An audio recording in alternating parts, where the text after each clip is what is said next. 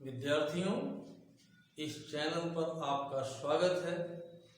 आइए आज कक्षा 9 के गणित में संख्या पद्धति पढ़ते हैं। तो सबसे पहले हम ये जानें संख्या पद्धति किसे कहते हैं। तो यहाँ लिखा हुआ है संख्याओं के लिखने तथा उनके नामकरण करने की पद्धति को संख्याओं के लिखने तथा उनके नामकरण की पद्धति को संख्या पद्धति कहते हैं।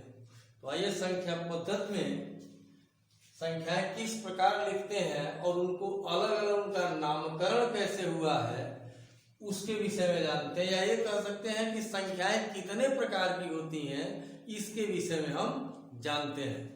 तो देखिए, सबसे पहले प्राकृतिक संख्या किसे कहते हैं। प्राकृतिक संख्याएं उदाहरण के माध्यम से मैं बताता हूं। गिनती की संख्याओं को हम प्राकृतिक संख्याएं कहते हैं, या ऐसे कह सकते हैं वस्तुओं की गिनती जिन संख्याओं द्वारा की जाती है उन संख्याओं को प्राकृतिक संख्याएं कहते हैं। जैसे 1, 2, 3, 4, 5 डॉट डॉट डॉट। हम वस्तुओं की गिनती इन्हीं संख्याओं से करते हैं, अतः ये प्राकृतिक संख्या है। मान लीजिए मैं ये कहूं आपके पास 2 किताब है। अब पूछे आपके पास कितनी किताब है, क्या कहेंगे? 2 किताब। तो किताबों की गिनती के लिए किस संख्या का प्रयोग किया गया? 2 का प्रयोग किया गया। तो 2 क्या है? प्राकृतिक संख्या है। और यही हम कह दें आपके पास -10 रुपए है, या आपके पास -1 किताब है, क्या सही होगा? किताब एक वस्तु है और वस्तु की गिनती माइनस यानी ऋणात्मक संख्याओं से तो होती नहीं है, इसलिए ऋणात्मक संख्याएं प्राकृतिक संख्याएं नहीं होती हैं। याद रखेंगे, वस्तुओं की गिनती जिन संख्याओं से की जाती है उन संख्याओं को प्राकृतिक संख्याएं कहते हैं। अब देखिए दूसरा प्राकृतिक संख्या हो गया। अगला हेडिंग में आपको लिखता हूं पूर्ण संख्याएं। पूर्ण संख्याएं किसे कहते हैं? पूर्ण संख्याएं शून्य तथा प्राकृतिक संख्याओं के समुच्चय को पूर्ण संख्याएं कहते हैं। देखिए, प्राकृतिक संख्याओं के विषय में आप जान गए 1, 2, 3, 4 डॉट डॉट डॉट। ये क्या है? प्राकृतिक संख्याएं हैं। अगर इसमें शून्य को भी सम्मिलित कर लिया जाए ये पूर्ण संख्याएं हो गई। कहने का मतलब क्या है? पूर्ण संख्या में शून्य भी शामिल होता है, जबकि प्राकृतिक संख्या में शून्य शामिल नहीं होता है।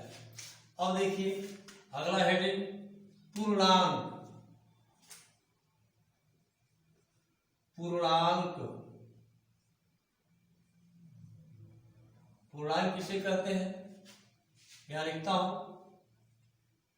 -3, -2, -1, 0, 1, 2, 3। ये क्या है? पूर्णांक है। अब देखिए इसमें 3 प्रकार की संख्याएं लिखी गई हैं, ऋणात्मक पूर्णांक, शून्य और धनात्मक पूर्णांक। यहां लिखता हूं ऋणात्मक पूर्णांक।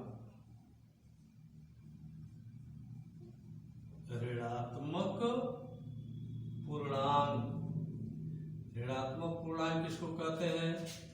-1, -2, -3, -4 डॉट डॉट डॉट। ये क्या है? ऋणात्मक पूर्णांक है। और यहां लिखता हूं धनात्मक पूर्णांक।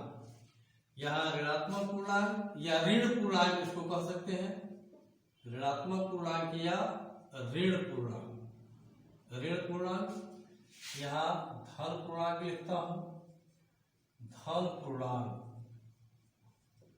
धन पूर्णांक। अब देखिए धन पूर्णांक में 1, 2, 3, 4, 5 ये सब क्या है? धन पूर्णांक है। और यहां लिखता हूं शून्य, शून्य, 0। ये ऋण पूर्णांक, ये धन पूर्णांक और 0 तीनों के समुच्चय को हम क्या कहते हैं? पूर्णांक कहते हैं, जिसमें शून्य न तो धन पूर्णांक होता है और न ही ऋण पूर्णांक होता है। तो याद रखिएगा, ये तीनों मिलके ऋण पूर्णांक, शून्य और धन पूर्णांक, ये तीनों मिलके क्या कहलाते हैं? पूर्णांक कहलाते हैं। अब इसके बाद मैं आपको बता रहा हूं सम संख्याएं। सम संख्याएं किसे कहते हैं? सम संख्याएं, सम संख्याएं जो संख्याएं 2 से पूर्णतः विभाजित हो जाती हैं, उन संख्याओं को सम संख्याएं कहते हैं। या ऐसे कहें, जिन संख्याओं का इकाई अंक शून्य हो या 2 से पूर्णतः विभाजित हो जाए, उन संख्याओं को सम संख्याएं कहते हैं। कोई उदाहरण ले लीजिए या शुरू से ही देखिए। सम संख्याएं 2, 4, 6, 8, 10, 12 डॉट डॉट डॉट। ये सभी संख्याएं 2 से पूर्णतः विभाजित हो जाती हैं, इसलिए इन संख्याओं को क्या कहते हैं? सम संख्याएं कहते हैं। जो संख्याएं 2 से पूर्णतः विभाजित हो जाती हैं, उन्हें सम संख्याएं कहते हैं। अगला देखिए, विषम संख्याएं।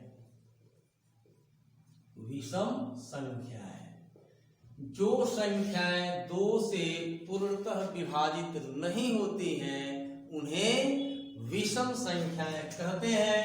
जैसे 1, 3, 5, 7, 9, 11, 13 डॉट डॉट डॉट डॉट।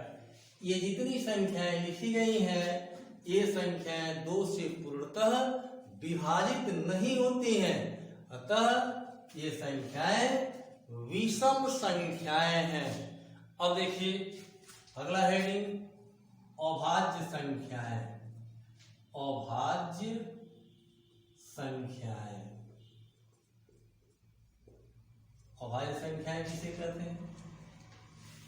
वे संख्याएं जो 1 से कटती हैं, अपने आप से कटती हैं, इसके अलावा अन्य किसी भी संख्या से पूर्णतः विभाजित नहीं होती हैं, ऐसी संख्याओं को अभाज्य संख्याएं कहते हैं। जैसे इसका उदाहरण देखिए, 2, 3, 5, 7, 11, 13, 17 डॉट डॉट डॉट।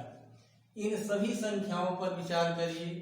ये सभी संख्याएं, जैसे मान लीजिए 2 है, 1 से तो सभी संख्याएं कटती हैं, या 1 से विभाजित होगी, फिर अपने आप से यानी 2 स्वयं 2 से विभाजित होगी, इसके अलावा किसी अन्य संख्या से विभाजित नहीं होगी। ये जितनी संख्याएं लिखी गई हैं, ये सभी संख्याएं या तो 1 से विभाजित है या स्वयं से विभाज्य है।